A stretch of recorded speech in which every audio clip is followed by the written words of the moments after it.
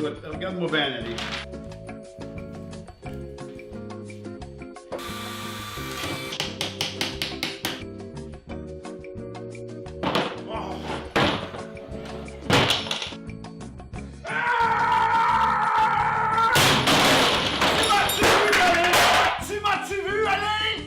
Bon, qu'est-ce que c'est ça? Ah oui, ok. Ouais, parfait ça. Ah, qu'est-ce que c'est que ça? Guide de montage. Ah, je sais pas bien ça, je suis un artiste.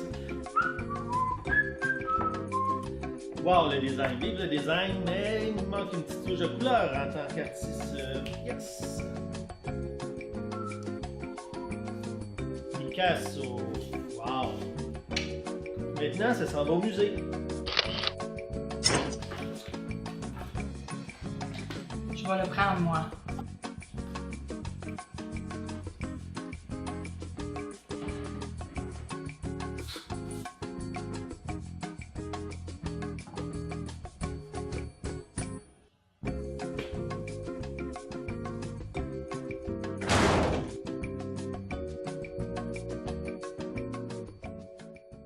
Yes, comment ça va tout le monde?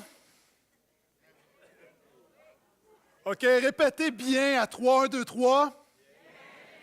Merci pour ceux qui participent. Très, très heureux de vous retrouver. On continue notre série sur l'Épître de Jacques, un guide pour la vie. Jacques est le frère de Jésus et le frère dans la chair de Jésus. Et il est pasteur de l'Église, de la première Église à Jérusalem. Et il écrit une lettre pour enseigner à son Église comment appliquer l'enseignement de Jésus. Quels sont ceux qui connaissent l'enseignement de Jésus, mais qui savent que le défi n'est pas de le connaître, mais de l'appliquer? Donc, c'est un épître très pratique, très punché. Et dans cet épître-là, il y a à peu près, on peut dire qu'il y a 5 mini-guides. Donc, il y a 5 guides. On a vu le guide pour vivre l'épreuve et la tentation, le guide de la vraie religion, donc du christianisme authentique. Ce matin, on va voir le guide de la foi, des paroles et des actions. Donc, très pratique ce matin, comment parler, comment se comporter, comment agir. Il y a également, on va le voir dans les semaines qui viennent, le guide des relations et le guide de la maturité chrétienne. Donc, si tu as une Bible, dès maintenant, allons ensemble. L'Épître de Jacques, 2e chapitre, le verset 14. Et pendant que vous y allez, simplement vous mentionner qu'on est très, très heureux de revenir de Seattle. On était 4, une équipe du portail, 4 personnes, Pasteur Max, Pasteur Phil, moi, et Dale, qui va être un leader de l'Église de Terrebonne au niveau de la louange. Qu'est-ce qu'on était fait là-bas? Il y a 3 raisons. Premièrement, les 2 premières, on a été visiter des églises qui nous inspirent beaucoup, qui inspirent beaucoup l'Église de Portail, Mars Hill du pasteur Mark Driscoll et City Church de Judah Smith. Donc, on a été voir également des églises qui sont très, très fortes au niveau des sites. Donc, c'est des églises multisites et c'est considéré, Mars Hill, entre autres, comme les meilleurs. Donc, on était à apprendre des meilleurs, on était voir comment eux fonctionnaient au niveau des multisites. On était en visiter. On a également eu des rencontres avec des pasteurs. Un des pasteurs, le bras droit de Judah Smith, à City Church à Kirkland. Et on a vu également, on a rencontré un pasteur qui est responsable de toute la formation, les petits groupes à Mars Hill. Et lui mentionnait que Mars Hill, c'est une église de 14 000 personnes, quand même. Donc moi, je pense qu'on a quelque chose à apprendre. Et il mentionnait que sur ces 14 000 personnes-là, 85 % participaient à un petit groupe. Donc, quand tu as un homme devant toi qui est responsable de 10 000 personnes, j'écoute. Donc, on a appris plein de choses et on a assisté également à la conférence Résurgence. J'avais été l'année passée, c'était en Californie. Et c'est une conférence vraiment avec ceux qu'on peut considérer comme les pasteurs les plus influents de notre génération, parmi les plus grands prédicateurs. Donc, ceux que j'ai mentionnés, Rick Warren, Greg Laurie également, qui est quelqu'un qui a aidé Billy Graham. Vous savez, Billy Graham, qui est un pasteur évangéliste qui enseigne depuis 50 ans, il enseigne encore moins aujourd'hui, mais des années 90, il a demandé à Greg Laurie, il lui a dit, moi j'ai des bons messages qui sont encore bons, mais j'ai besoin que tu rafraîchisses mes illustrations. Donc, quand tu as un homme qui a travaillé étroitement avec Billy Graham, je pense qu'on doit écouter également. Donc, on a été vraiment, vraiment bénis. Et l'année dernière, quand je suis revenu à peu près avec 15 résolutions. Cette année, très, très simple, je suis revenu avec un seul désir dans mon cœur. J'ai dit, Seigneur, moi, je veux mieux te servir et je veux mieux servir mon Église. Si je suis capable de faire ça pendant les années qui viennent, si je peux dire que je sers fidèlement Jésus et que je sers fidèlement l'Église de Portail, je ne demande rien de plus. Donc, ce matin, ça fait partie, si je veux vous servir fidèlement, il faudrait que je commence à prêcher. Ouvrez avec moi Jacques. Donc, J'imagine que vous y êtes déjà. Si vous y êtes, dites Amen. On va y aller section par section, donc verset par verset. On va couvrir ce matin de 2,14 à 3,12. 10 principes de la foi, des actions et des paroles. Ceux qui aiment Jésus, dites Alléluia. Yes! Mes frères, à quoi servirait-il que quelqu'un dise avoir de la foi s'il n'a pas d'œuvre? On va arrêter ici. Premièrement, la foi en Jésus sert toujours à produire une action. La Bible parle beaucoup de la foi. La foi, c'est l'essence du chrétien. C'est le fondement du chrétien, c'est l'air du chrétien. La Bible dit, je le cite souvent, qu'on est sauvé par grâce, c'est-à-dire qu'on ne le mérite pas. Au moyen de la foi, tu dois recevoir la grâce. La Bible dit également que le juste, le chrétien, vivra par la foi. Ta vie devrait être une vie de foi. La Bible dit même que sans la foi, il est impossible de plaire à Dieu. Maintenant, la Bible parle beaucoup de la foi, mais souvent on comprend mal la foi. Et Dieu a choisi la foi parce que la foi produit toujours une action ou devrait toujours produire une action. La preuve, les gens qui sont superstitieux croient que s'ils marchent sur une échelle le vendredi 13, croient qu'ils vont être condamnés. Qu'est-ce qu'ils font? Ils contournent l'échelle. Et le pire, il y a des gens, tu es ici. Tu dis, je ne suis pas superstitieux, mais je ne prendrai pas de chance. Hey, moi, je suis tellement content de marcher sur une échelle au nom de Jésus. Moi, je brise un miroir, je dis Alléluia. Je vois un choix noir, je dis bof. La réalité, la superstition, même les athées. Vous savez, les athées, les gens disent que c'est des gens qui n'ont pas de foi. Non, un athée, c'est quelqu'un qui croit que Dieu n'existe pas. Un athée, c'est un homme de foi. Il marche dans sa révolte. Pourquoi? Parce qu'il croit que Dieu n'existe pas, donc il n'aura pas de compte à rendre. Maintenant, c'est vrai pour tout. Quels sont ceux ici, tu crois que l'exercice est important? Lève la main et laisse la main dans les airs, s'il vous plaît. Quels sont ceux, vous croyez que l'exercice est important? OK, les gens, vous ne levez pas la main. OK, on ne va pas vous juger, on vous aime, on est dans l'Église. Laissez la main levée. Quels sont ceux, vous croyez que l'exercice est important? Maintenant, quels sont ceux, vous faites de l'exercice, laissez la main levée.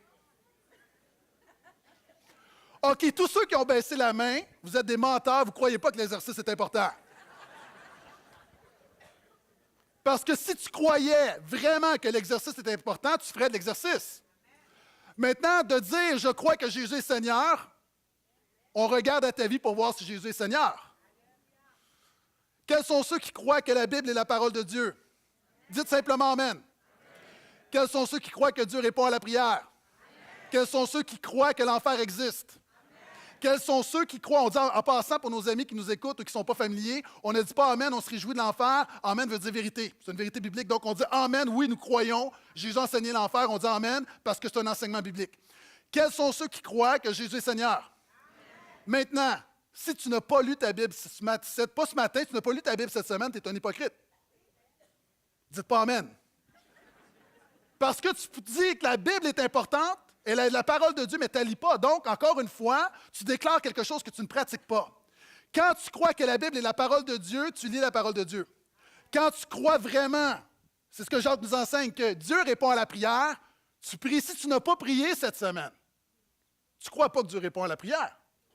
Si tu n'as pas parlé de l'enfer à quelqu'un qui s'en va dans une éternité sans Jésus, tu ne crois pas que l'enfer existe vraiment. Tu le sais, tu le penses, mais Jacques est en train de dire que quand tu crois quelque chose, ça amène une action.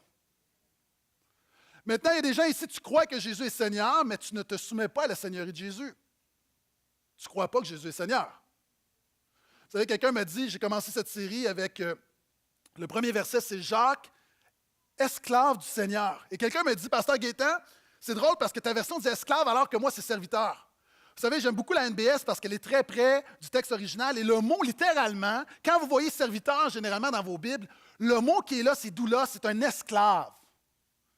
On est mal à l'aise avec ça parce qu'on veut rester, on aime être serviteur parce qu'on se dit, serviteur, c'est, je me soumets à Jésus, mais j'ai quand même des droits. Je veux juste te dire que si tu veux vraiment être un chrétien, te donner tous tes droits à Jésus.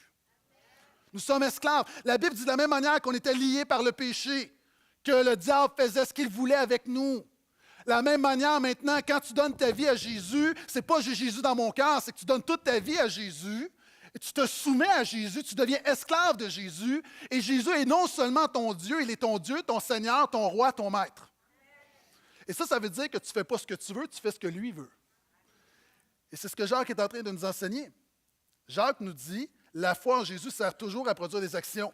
Je suis content dans cette église, vous êtes généreux de voir Amen et continuez à dire Amen, mais j'aimerais te dire qu'alors que tu dis Amen, Jésus te dit Amen tes actions. C'était profond, ça. On continue.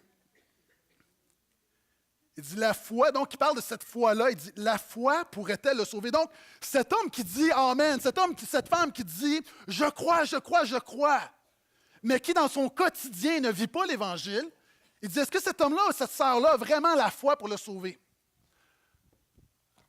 OK, ça vaut la peine de m'arrêter quelques instants. La Bible emploie l'expression de la foi qui sauve. La Bible parle beaucoup de la foi, mais la foi qui sauve, c'est quoi? Souvent, je cite ce passage d'Éphésiens 2, qu'on est sauvé par grâce, tu ne le mérites pas. Au moyen de la foi, tu réponds à la grâce de Dieu. Maintenant, beaucoup de chrétiens, ton problème, c'est que tu te dis sauvé, tu te dis pardonné, tu te dis réconcilié avec Dieu, tu dis que le Saint-Esprit est en toi, tu dis que tu marches en nouveauté de vie, mais tu n'as pas compris de quoi tu étais vraiment sauvé. Puis il y a des gens, tu es ici pour la première fois, je sais qu'il y a des gens qui m'écoutent sur Internet, on dit souvent, nous sommes sauvés, de quoi est-ce qu'on est sauvés? Thessaloniciens, 1 Thessaloniciens, l'apôtre Paul écrit à l'église de Thessalonique et dit « Vous êtes sauvés de la colère à venir. » Je veux juste te dire que ce monde ne va pas aller en s'améliorant.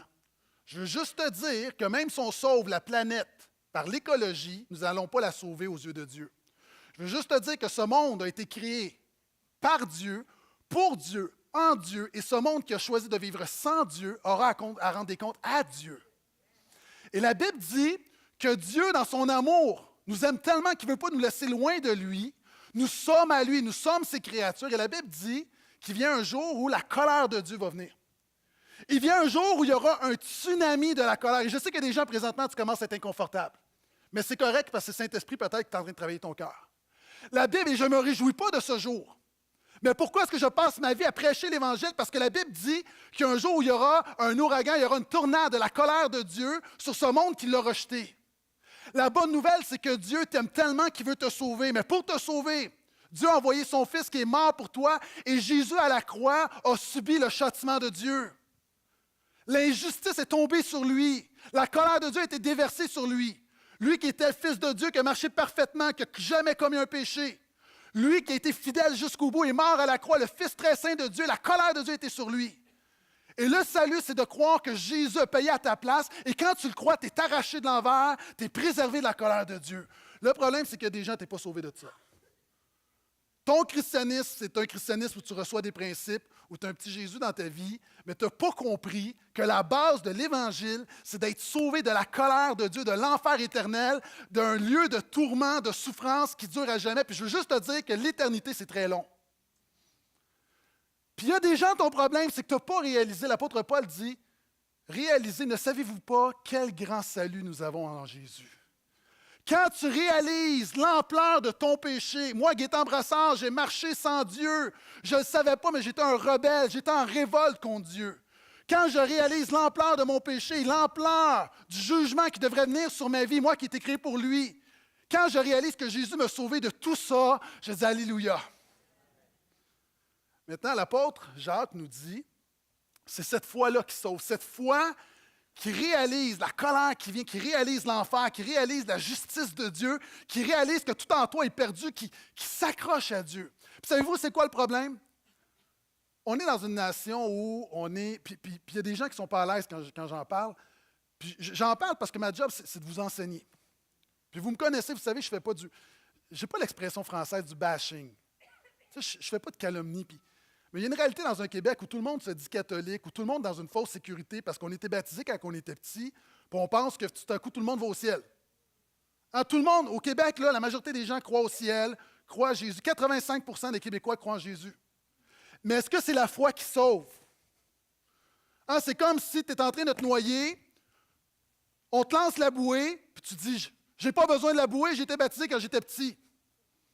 J'ai pas besoin de la bouée, je suis catholique. Et savez-vous quoi? Il y a des évangéliques. T'es pas mieux. Tu te dis, j'ai pas besoin de la bouée parce que j'ai fait la prière de repentance en 1978. Encore une fois, puis puis je ne suis pas contre ça, je dis juste que ça, Jésus dit qu'il doit avoir les fruits de la repentance. Ce que je dis, c'est que des gens disent, j'ai accepté Jésus dans mon cœur. Jésus ne veut pas juste être dans ton cœur, Jésus veut ta vie. Jésus veut ta vie. Jésus veut tes pensées, Jésus veut ta job, Jésus veut ta sexualité, Jésus veut ton portefeuille, Jésus veut ta famille, il veut tes loisirs. Là, les gens, encore une fois, les gens, peut-être, tu es mal à l'aise présentement. Tu es mal à l'aise avec l'Évangile de Jésus. Parce que le prix qu'il a payé est tellement grand qu'il nous demande d'être ses disciples et de le suivre. Et Jacques parle de cette foi qui sauve, qui n'est pas une croyance. La foi qui sauve n'est pas une croyance, c'est la confiance en Jésus. C'est faire confiance à Jésus. Et le problème, dans une génération où on était habitué, où avec une religion, ou qu'on appelle un patrimoine aujourd'hui, qui n'est pas vivant, on vient souvent dans une autre église où c'est plus vivant, on vient dans une église comme la nôtre, et on vient le dimanche, on vit quelque chose, mais on n'est pas des disciples toute la semaine, puis ça nous donne une fausse sécurité. Vous savez, c'est quoi une église évangélique? Moi, je crois que des gens vont être surpris. Il y a des gens dans des églises catholiques qui vont se retrouver au ciel, puis il y a des gens dans des églises évangéliques qui vont se retrouver en enfer. Pourquoi? Dieu regarde à la foi. Ce n'est pas une église qui sauve. Mais c'est quoi qui distingue une église évangélique comme la nôtre de notre milieu?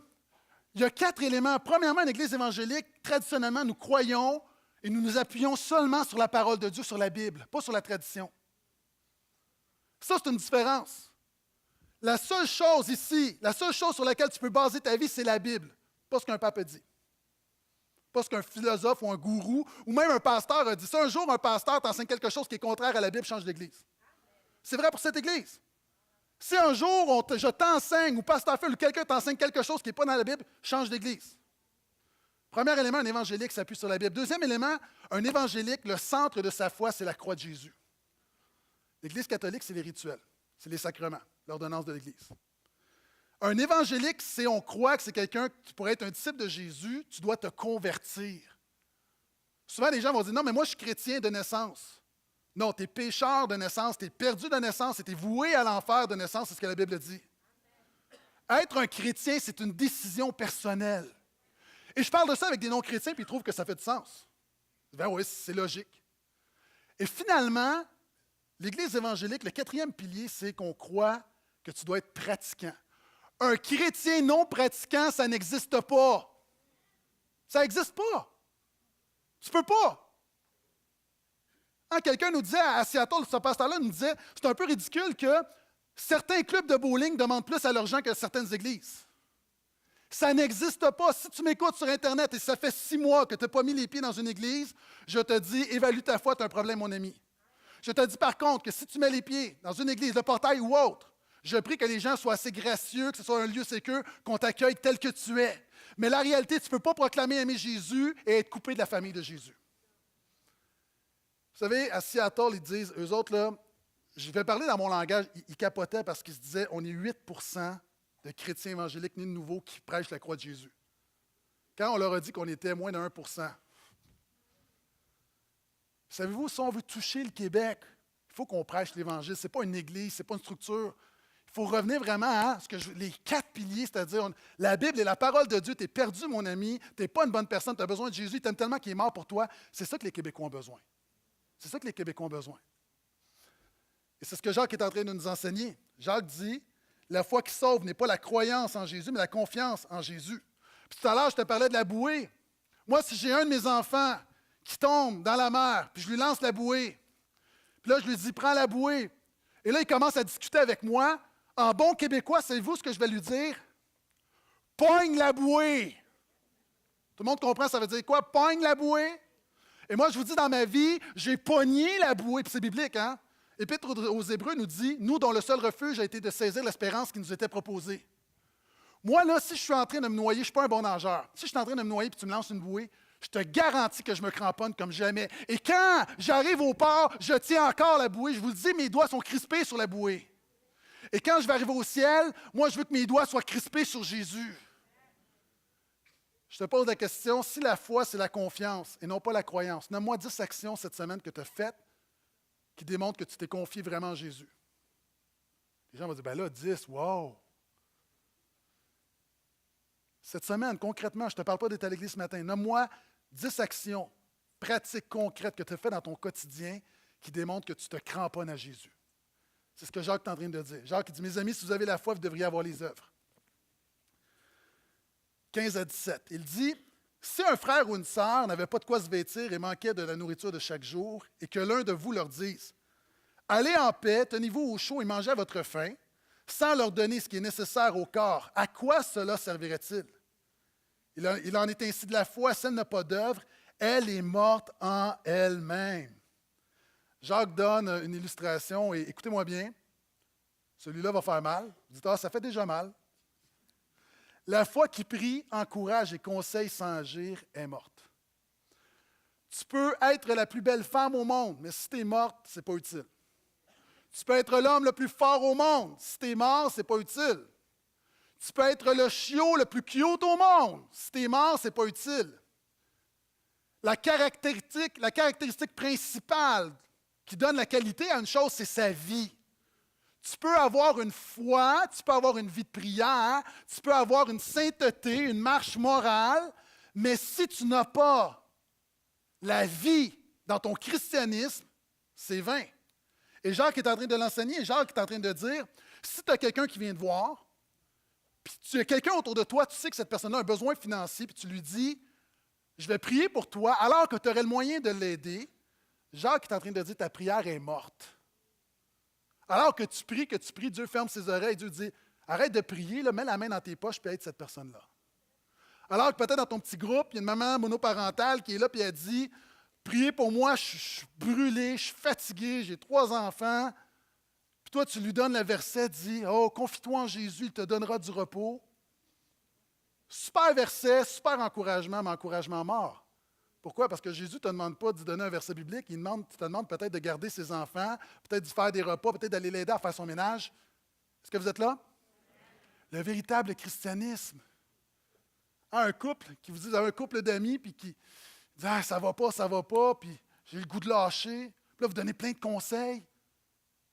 Tu sais, Jésus dit, au lieu de donner plein de conseils, là, puis juste dire, alors qu'eux veulent lâcher, vous avez besoin de leur dire, mais nous, on ne vous lâchera pas.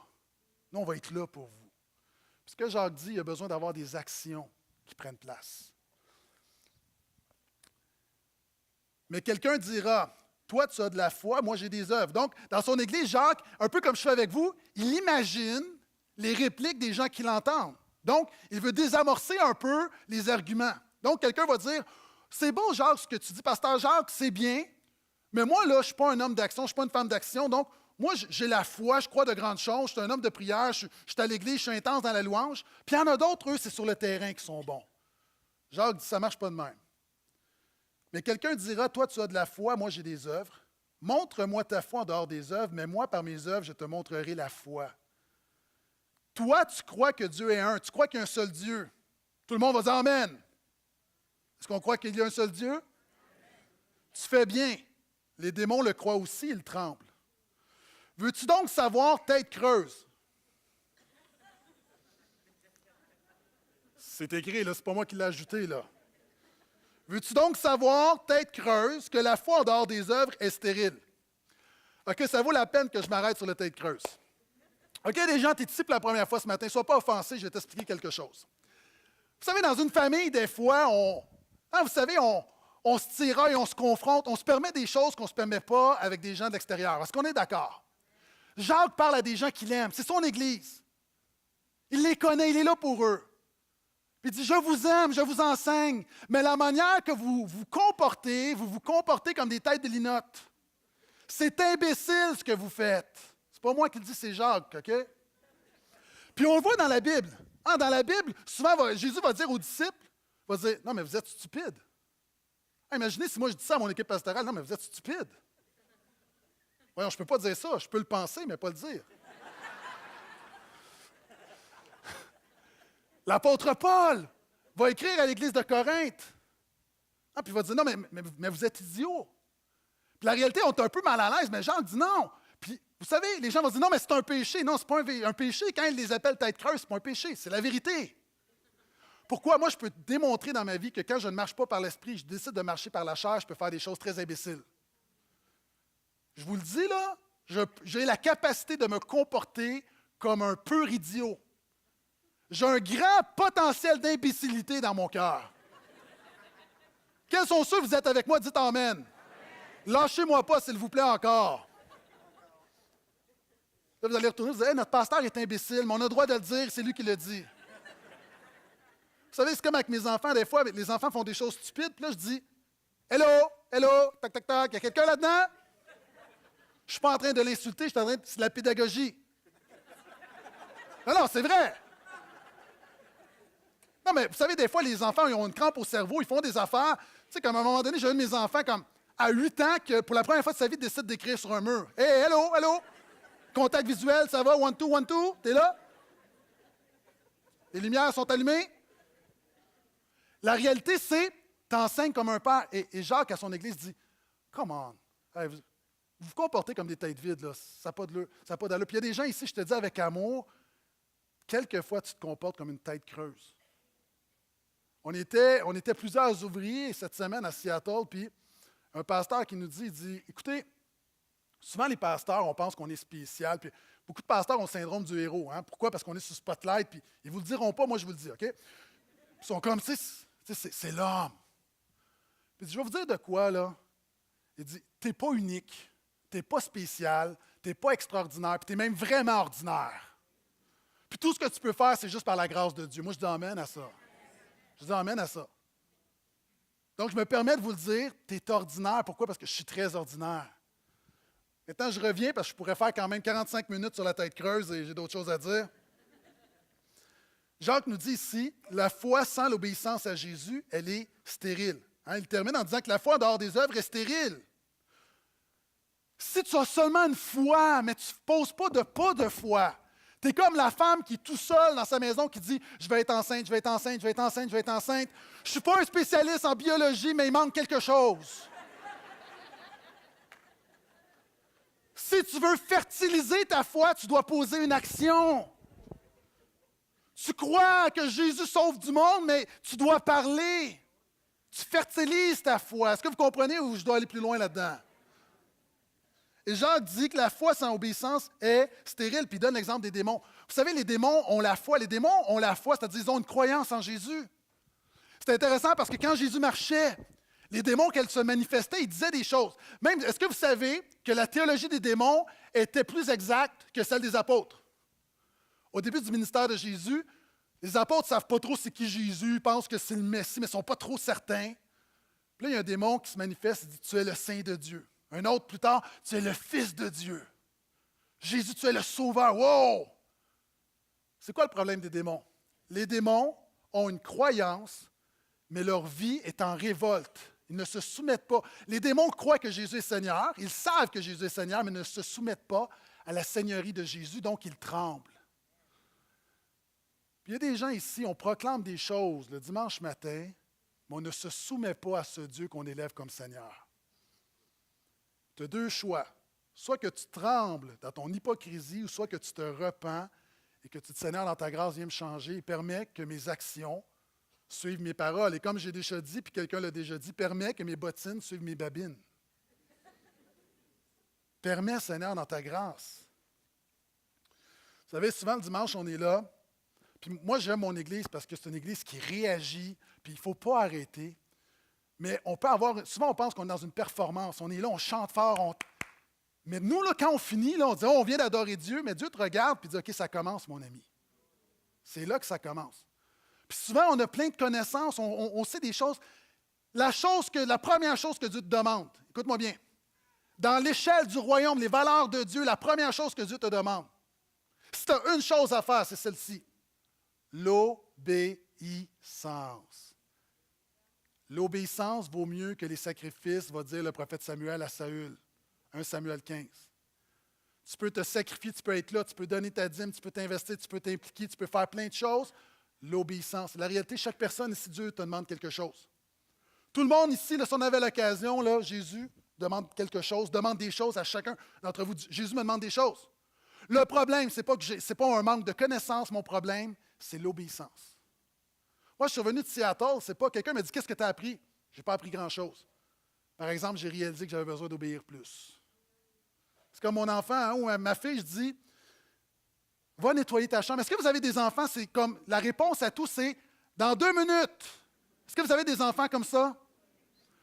Quand ton enfant te dit 2 minutes, ça veut dire qu'elle ne va jamais le faire. C'est comme quand ta femme te dit on verra. C'est fini, mon ami.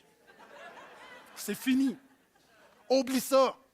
Je dis à ma fille, va nettoyer ta chambre. 2 minutes. 2 minutes. À un moment donné, les enfants, c'est arrivé une fois, je leur demande quelque chose, ils disent oui, papa! Chérie, les enfants sont malades. Venez-vous-en, les enfants. Wow! Super comme. Mais en même temps, oui, papa, mais 1 heure après, c'est pas fait encore. Ah, on peut dire amen! OK, maintenant, Jésus te regarde, est-ce que tu vas obéir? Puis vous savez souvent ce que les enfants vont faire? J'arrive, leur chambre n'est pas ramassée. Puis là, ils vont me sortir un enfant comme oui, mais papa, c'est que j'ai fini mes devoirs. Parce que là, ils pensent que je ne vais rien faire parce que je suis comme coincé parce que les devoirs, c'est noble. C'est mal me connaître. Je ne t'ai pas demandé de faire tes devoirs, je t'ai demandé de ranger ta chambre. Ce n'est pas à toi de déterminer l'ordre de priorité. Tu fais ce que je te dis.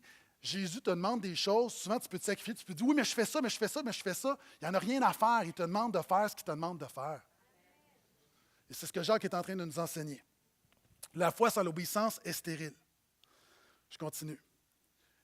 Mais quelqu'un dira, toi, tu as de la foi, moi, j'ai des œuvres. Montre-moi ta foi en dehors des œuvres. Moi, par mes œuvres, je te montrerai la foi. Et là, il va donner des exemples de l'Ancien Testament. Abraham, notre père, ne fut-il pas justifié en vertu des œuvres pour avoir offert son fils Isaac sur l'autel? Tu vois que la foi agissait avec ses œuvres et que c'est en vertu de ses œuvres que la foi fut portée à son accomplissement. C'est ainsi que fut accomplie l'Écriture qui dit « Abraham crut Dieu et cela lui fut compté comme justice, et qu'il fut appelé ami de Dieu. » Vous le voyez, c'est en vertu des œuvres que l'être humain est justifié et non pas seulement en vertu d'une foi. Rahab, la prostituée, ne fut-elle pas également justifiée en vertu des œuvres pour avoir accueilli les messagers et les avoir renvoyés par un autre chemin? Tout comme le corps sans esprit est mort, de même la foi sans les œuvres, elle est morte. 5e élément, et Jacques termine cette section sur les foi et les actions. Il va parler des paroles très bientôt en disant ceci. Tes actions sont la seule manière de montrer véritablement ta foi en Jésus. Moi, là, je me méfie quand des gens disent « Oui, mais Dieu connaît mon cœur. » Je l'ai déjà dit, mais encore, puis je ne veux pas être méchant, là, mais on n'en a rien à faire. À un moment donné, il faut du résultat. À un moment donné, il faut que tu marches, tu suives Jésus. L'enfer est pavé de bonnes intentions. Ce n'est pas dans la Bible. Mais à un moment donné, juste Dieu connaît mon cœur, Dieu connaît mon cœur, Dieu connaît mon cœur. Mais à un moment donné, Dieu veut voir tes actions. Puis Jacques dit, ta foi, tu peux dire que tu as la foi que tu veux, c'est sur le terrain quand ça compte que ça se voit. Et si vous connaissez un peu votre Bible, peut-être que vous avez remarqué qu'il semble y avoir une contradiction entre l'enseignement de Jacques et l'enseignement de Paul. L'apôtre Paul dit que ce n'est pas par les œuvres qu'on est justifié, mais c'est par la foi. Et Jacques dit exactement le contraire. Jacques dit, ce n'est pas par la foi qu'on est justifié, c'est par les œuvres. Et là, des gens vont dire, hey, ça y est, la Bible se contredit, donc il y a une erreur. Merci d'avoir été là ce matin. Bon retour à la maison. Non. Une des clés en interprétation biblique, tu dois examiner les mots dans leur contexte. Et les mots, pour Paul et pour Jacques, ne veulent pas dire la même chose. Par exemple, une soirée relax ne veut pas dire la même chose pour une femme que pour un homme. Est-ce que vous êtes là? Une soirée relax pour ma femme, c'est pas de ménage, pas de lavage, pas de repassage, personne dans ses jambes, lire une revue IKEA, puis moi, je suis à côté qui fait juste la regarder, prêt à communiquer quand elle en ressent le besoin. OK, mesdames, est-ce que vous êtes d'accord avec moi? Ça, c'est une belle soirée. OK, messieurs, si je vous dis la soirée idéale pour vous. Match de hockey, comment non? Moi, soirée idéale, la même expression, ma femme et moi, on pense 2 choses. Moi, je pense de prendre ma femme par la main, de l'amener dans la chambre à coucher et de prier le Seigneur.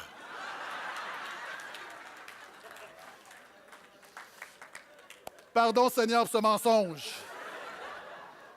OK, s'il y a des hommes qui comprennent ce que je veux dire, dites amen, s'il vous plaît.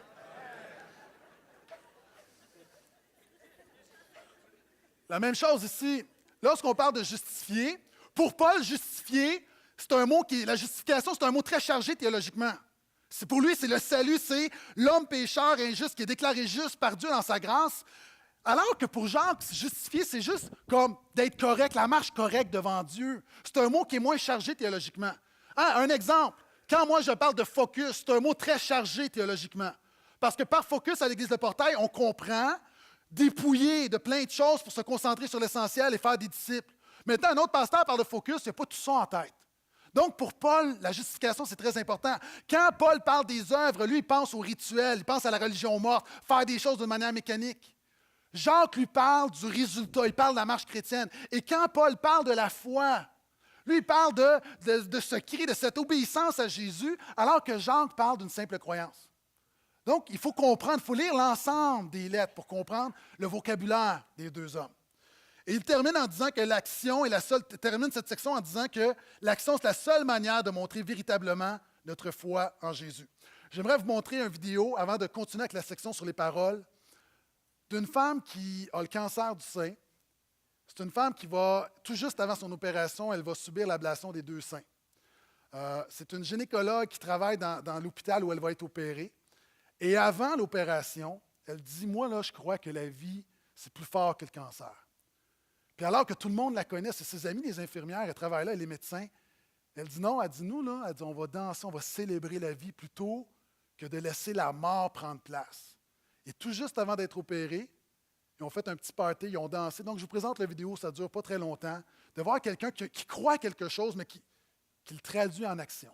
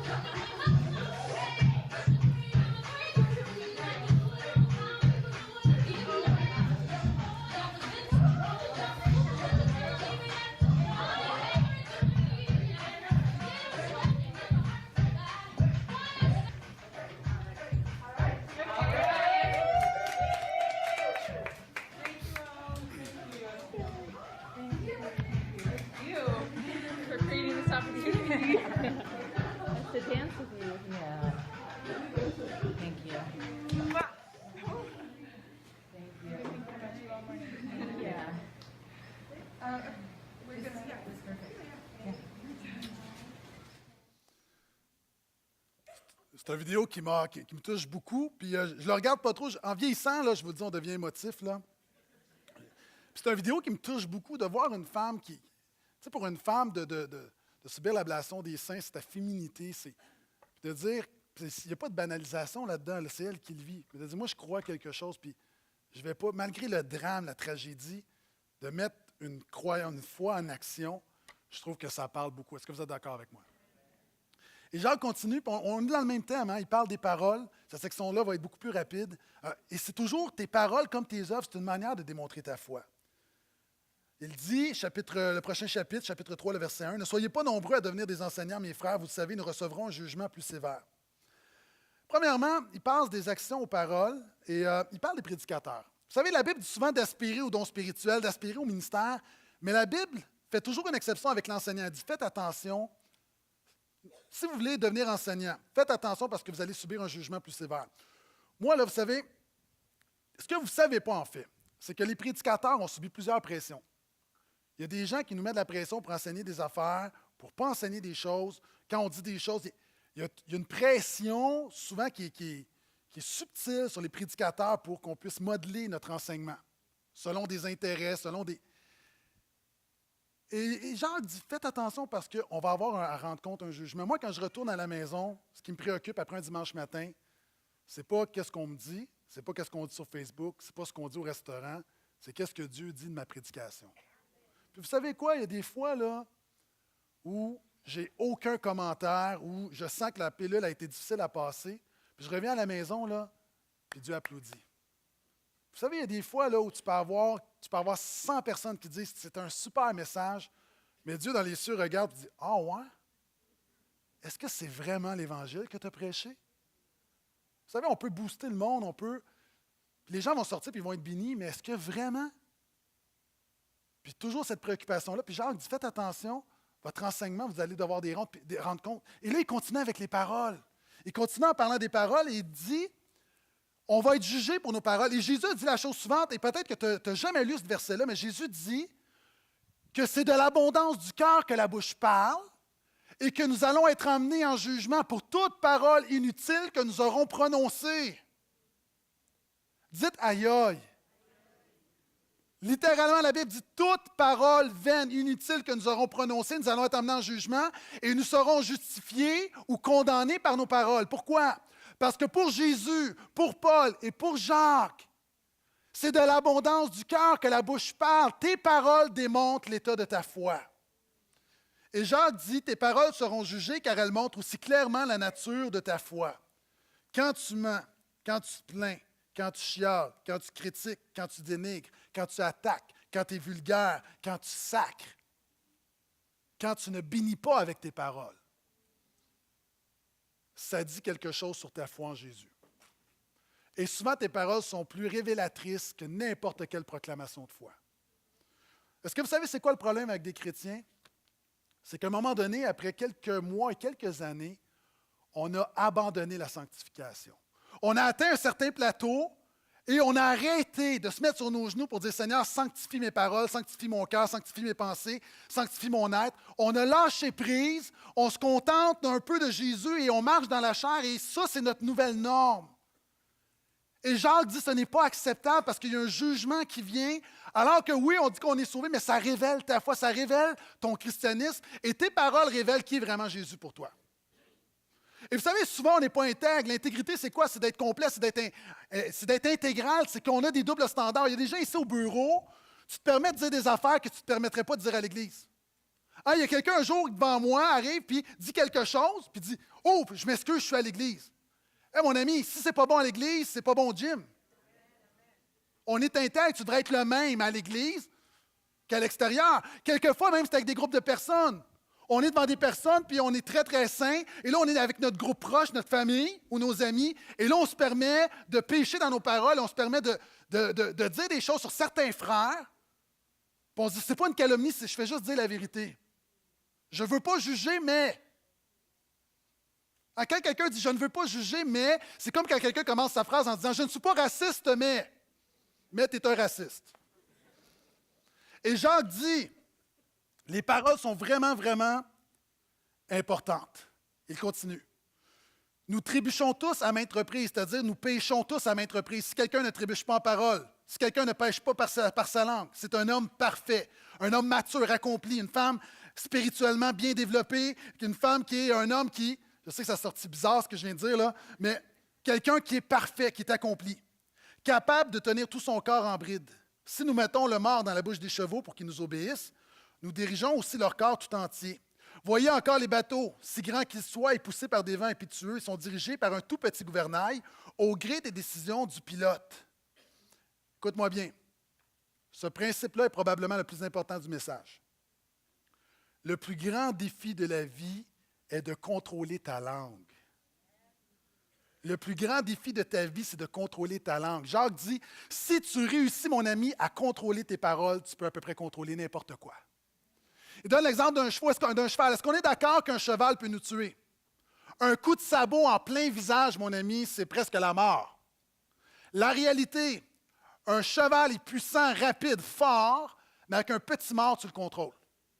Petite chose. Un grand bateau, un petit gouvernail, tu le contrôles. Lorsqu'on était, encore une fois, à Seattle, on est atterri, il y avait des vents, et il est arrivé quelque chose on a eu vraiment peur. En arrivant, vous savez, quand tu vois la piste d'atterrissage, et tu dis, c'est une question de secondes, il reste à peu près 15 secondes avant qu'on touche le sol, il y a eu une bourrasque de vent, mais pas une petite bourrasque, et on était décalé de la piste. Puis on avait un pilote avec nous, puis le pilote a dit, Dale a dit, ça, c'est pas normal. Comment est-ce qu'on dit « shut up » en anglais? Tu sais, tu es là, puis quand tu as le pilote qui se dit « oh, ça, c'est pas normal, tais-toi, mon ami. Laisse-moi mourir en paix. » Et là, finalement, il est revenu, et on a atterri, puis là, ça brassait. Et moi, je pensais, ça y est, c'est fini, c'est fini. Là, pasteur Philippe disait « Seigneur Jésus, je te demande pardon pour mes péchés, tout ça. » Il n'était pas sûr de son salut. Mais c'est un petit. C'est pas vrai, c'est pas vrai. Du monde commence à prier pour Pasteur Philippe. Mais un petit volant. Vous savez, on parle dans la Bible d'un endroit qu'on appelle Armageddon, Apocalypse, qui est une métaphore du grand combat spirituel remporté par Jésus. Armageddon, ok, c'est une translittération du mot en hébreu Ar, qui est montagne, Megiddo, Armegiddo, la montagne de Megiddo. La montagne de Megiddo, pourquoi est-ce que c'est un lieu qui frappe les esprits? C'est un champ de bataille très connu, c'est une petite montagne. Et à Megiddo, si tu veux passer de l'Égypte à Babylone ou la Syrie, tu dois passer par Megiddo. Celui qui contrôle Megiddo contrôle le Proche-Orient ancien. C'est une petite montagne, et plus encore, il y a un petit passage. Lorsque l'Égypte allait attaquer la Syrie, par exemple, il devait passer par Megiddo et la grande armée égyptienne ne pouvait passer qu'un char à la fois, tellement c'était étroit. Si tu contrôles la porte de Megiddo, qui est un petit endroit, tu contrôles ça, tu contrôles le monde. Et Jacques est en train de dire, si tu contrôles ta langue, tu contrôles ton corps au complet. Parce que c'est la chose la plus dure à contrôler. De même, la langue est une petite partie du corps, mais elle a de grandes prétentions. Voyez comme un petit feu peut embraser une grande forêt. Or, la langue aussi est un feu, elle est le monde de l'injustice. La langue a sa place dans notre corps, elle tâche tout le corps, elle embrase tout le cours de l'existence, étant elle-même embrasée par la géhenne. Derrière une petite parole charnelle se cache une grande influence démoniaque. C'est pas moi qui le dis, c'est Jacques. Il dit la langue, là, c'est le monde de l'injustice, c'est le monde du péché, c'est la chair. Et derrière la chair, ça vient de la géhenne qui est un autre mot pour l'enfer. Et ce qu'il dit, en fait, c'est qu'il y a une influence. Et écoute-moi bien, chrétien, là, toi qui te considères chrétien, ta petite parole où tu sais que tu pêches, mais tu dis que c'est un petit péché, Jacques est en train de dire que derrière cette petite parole charnelle, cette petite parole humaine, ce n'est pas le Saint-Esprit, il y a une force démoniaque derrière ça. C'est Jacques qui le dit. Une petite parole qui fait des grands dégâts. Vous savez, un feu de forêt, ça commence par une allumette. Ta petite parole peut faire de grands dégâts. Il dit même, la langue tâche tout le corps. J'ai un verre d'eau, j'ai une bouteille d'eau, je peux avoir une seule goutte d'encre, ça vient de tâcher tout. Puis il y a des gens ici, là, tu fais des efforts au niveau de tu vas être généreux, tu fais des efforts au niveau de ta sainteté, tu fais des efforts au niveau de tes pensées, tu fais plein de choses, mais par ta langue, tu souilles tout le reste. Puis cette influence-là vient, il y a une influence démoniaque. Ce n'est pas le Saint-Esprit. Vous savez, la preuve de ça, ici, il y a des gens, là, tu as reçu des coups, tu t'es blessé, tu es tombé, tu as une cicatrice, tu as oublié. Mais il y a des gens devant moi, là, tu as 60 ans aujourd'hui, puis tu te rappelles ce que ton père te dit à 5 ans. Pourquoi? Pas juste une parole. Il y a une puissance de mort derrière les paroles, autant qu'il y a une puissance de vie. Puis Jacques dit, chrétien, quand tu critiques, quand tu parles dans le dos de quelqu'un, quand tu mens, quand tu bavasses, quand tu n'es pas intègre dans tes paroles, tu es en train de jouer le jeu du diable, puis ça, c'est dangereux. Parce que tu devrais, toi qui es rempli de l'Esprit, tu devrais marcher par l'Esprit, avoir le fruit de l'Esprit. Puis un des fruits de l'Esprit, au-delà de la bonté, de l'amour, de la patience, c'est la maîtrise de soi. Je continue, je fais vite, j'ai presque terminé. Versets 7 à 9. Toutes les espèces de bêtes sauvages, d'oiseaux, de reptiles, d'animaux marins peuvent être domptées et ont été domptées par l'espèce humaine. Mais la langue, aucun homme ne peut la dompter. C'est un fléau incontrôlable. Elle est pleine d'un venin mortel. Par elle, nous bénissons celui qui est Seigneur et Père, et par elle, nous maudissons les humains qui sont à la ressemblance de Dieu. 9e principe, et restez avec moi, ta prière et ta louange peuvent devenir un péché. Là, vous dites, Pasteur Gaétan, je ne vois pas où c'est écrit dans la Bible. C'est écrit explicitement dans la Bible. Les Proverbes disent que celui qui n'écoute pas le Seigneur, donc celui qui sait ce que Dieu lui demande, ce que Jésus lui demande et qui ne le fait pas, celui qui n'écoute pas le Seigneur, sa prière même est un péché. Il y a des gens ici, ta louange aujourd'hui, tu penses que tu as béni Dieu, mais ta louange est considérée comme un péché par Dieu. Tu dis, oh, je vais arrêter de louer. Non, repens-toi et arrête de pécher. Tu dis, mais comment est-ce possible que ma louange, que ma prière soit un venin, un fléau, une malédiction? Parce que Jacques va dire la chose suivante. Il dit, avec notre langue, nous bénissons notre Dieu, mais nous maudissons les frères, les sœurs, les gens autour faits à l'image de Dieu. C'est l'équivalent, tu vas rencontrer un roi, et tu lui dis, ô roi, tu es le plus puissant, tu es le plus grand, je t'honore, tu as tout mon respect, à toi la louange, tu es puissant, je te suis loyal, fidèle. Mais lorsque tu sors du château, il y a une peinture du roi, tu craches sur la peinture. Il y a des gens ici, tu adores le Seigneur, tu élèves le nom de Jésus, combien Dieu est grand, puis au restaurant, tu craches sur Jésus. Littéralement. Dans le hall, tu craches sur Jésus. Il y a des gens là, tu n'es même pas sorti que tu craches sur Jésus. C'est pas moi qui le dis. C'est Jacques. Encore une fois, Jacques il parle à son Église en disant, le but, ce n'est pas d'atténuer notre prière ou notre louange, le but, c'est juste de se repentir, et ça amène le dernier point, de choisir si notre bouche sera une source de bénédiction ou de malédiction. De même, de la bouche sortent la bénédiction et la malédiction. Il ne faut pas, mes frères, qu'il en soit ainsi. La source fait-elle jaillir par le même orifice l'eau douce et l'eau amère? Mes frères, un figuier peut-il produire des olives ou une vigne des figues? Une source salée ne peut pas non plus produire de l'eau douce. Tout le monde ici, moi le premier, on doit choisir si notre bouche va être une source de malédiction ou de bénédiction. Et le problème, tu ne peux pas faire les deux. Tu dois être entier.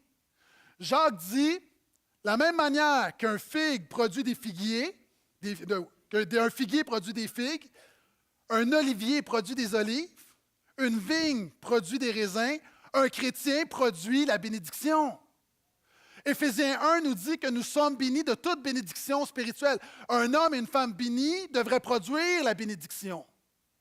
Et de la même manière, la différence entre une mer et un lac, c'est que la mer est salée, le lac n'a pas de sel. La différence entre un chrétien et quelqu'un qui ne connaît pas Jésus devrait se voir dans tes paroles, et la source de ta bouche ne devrait pas avoir le sel du péché dans tes paroles.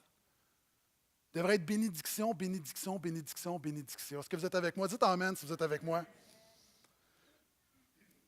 Le problème, c'est que souvent, à force d'avoir abandonné notre sanctification dans nos paroles, à force de se permettre de dire toutes sortes de choses qui ne sont pas de grandes choses, sont des petits péchés, on en vient à polluer la source de notre bouche.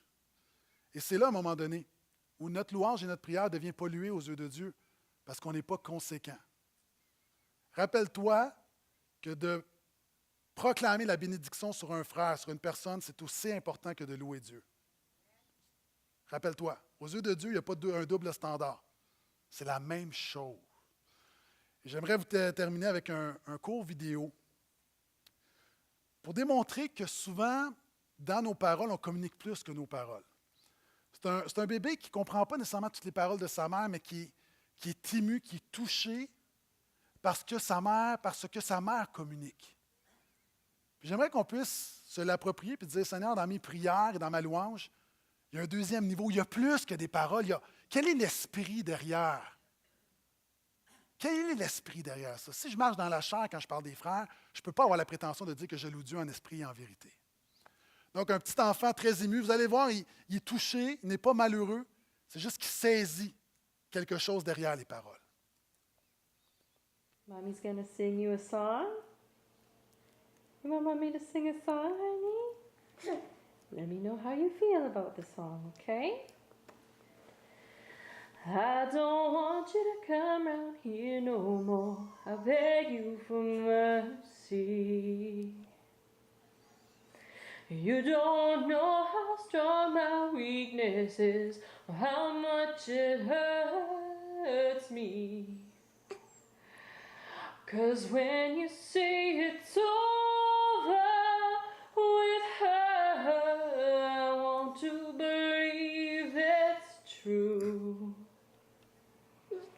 So I let you in, knowing tomorrow I'm gonna wake up missing you, wake up missing you, when the one you love's in love with someone else. Don't you know it's torture? I mean, it's a living hell. No matter how I try to convince myself, this time I won't lose control. So I let you in, knowing tomorrow I'm gonna wake up missing you, wake up missing you. Oh, you feel the pain in the song?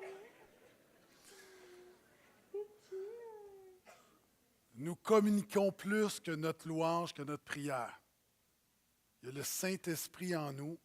Nous avons la responsabilité, quand nous parlons, quand nous chantons, quand nous prions, quand nous déclarons, quand nous confessons, quand nous proclamons, de le faire par le Saint-Esprit. Est-ce que je peux entendre un dernier amen à ça?